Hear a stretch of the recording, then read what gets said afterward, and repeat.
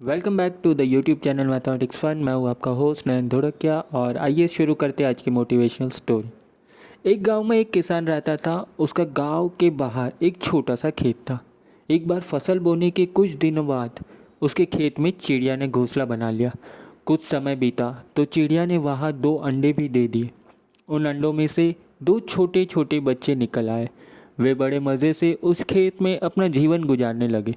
कुछ महीनों बाद फसल कटाई का समय आ गया। गांव के सभी किसान अपने खेतों की फसल की कटाई में लग गए। अब चिड़िया और उसके बच्चों का वह खेत छोड़कर नए स्थान पर जाने का समय आ गया था।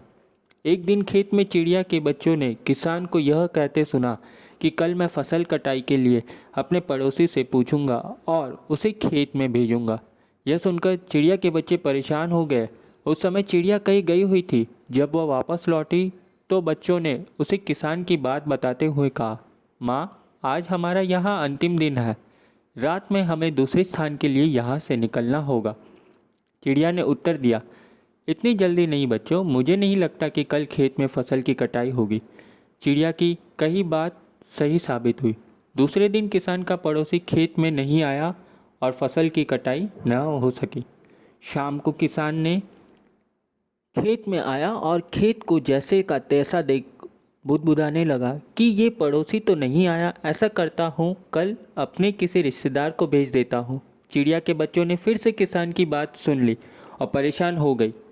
जब चिड़िया को उन्होंने ये बात बताई तो वह बोली, तुम लोग चिंता मत करो, आज रात हमें जाने की ज़रूरत नहीं है। मुझे नहीं लगता कि किसान का रिश्तेदार आएगा। ठीक ऐसा ही हुआ और किसान का रिश्तेदार अगले दिन खेत नहीं पहुंचा। चिड़िया के बच्चे हैरान थे कि उनकी माँ की हर बात सही हो रही है। अगली शाम किसान जब खेत आया तो खेत की वही स्थिति देखकर फिर से बुदबुदाने लगा कि लोग तो कहने के बाद भी कटाई के लिए आते नहीं हैं। कल मैं खुद आकर फसल की कटाई शुरू करूँगा। चिड़िया के बच्चों ने किसान की यह बात सुन ली। अपनी माँ को जब उन्होंने ये बताया तो वह बोली, बच्चों, अब समय आ गया है ये खेत छोड़ने का। हम आज रात ही यह खेत छोड़कर दूसरी जगह चले जाएंगे। दोनों बच्चे हैरान थे कि इस बार ऐसा क्या है जो माँ खेत छोड़ने को तैयार है। उन्होंने पूछा तो चिड़िया बोली, बच्चों, पिछली 2 बार किसान कटाई के लिए दूसरों पर निर्भर था। दूसरों को कहकर उसने अपने काम से पल्ला झाड़ लिया था, लेकिन इस बार ऐसा नहीं है।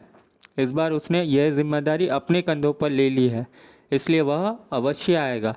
उसी रात चिड़िया और उसके बच्चे उस खेत से उड़ गए और कहीं और चले गए। तो दोस्तों, इस कहानी से हमें क्या सीख मिलती है कि दूसरों की सहायता लेने में कोई बुराई नहीं है, किंतु यदि आप समय पर काम शुरू करना चाहते हैं और चाहते हैं कि वह समय पर पूरा हो जाए, तो उस काम की जिम्मेदारी स्वयं को ही लेनी होगी। दूसरे भी मदद उसी की करते हैं जो अपनी मदद खुद करता है। सो होप आपको आज की स्टोरी पसंद आई होगी। Thank you and have a nice day to all and don't forget to share, subscribe and like the video.